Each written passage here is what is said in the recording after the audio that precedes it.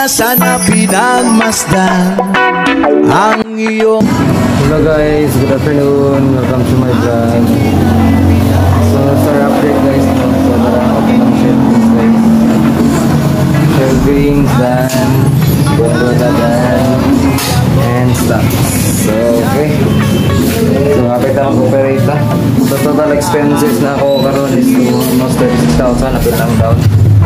So, walang siyang outcome. So, may display kami guys.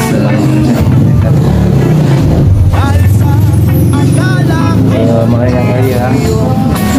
So, possibly February sinipin na po namin. Yun. So, thank you guys for the update. So, more update for our store operation. So, please subscribe and click and likes. Yes. So, thank you guys for watching.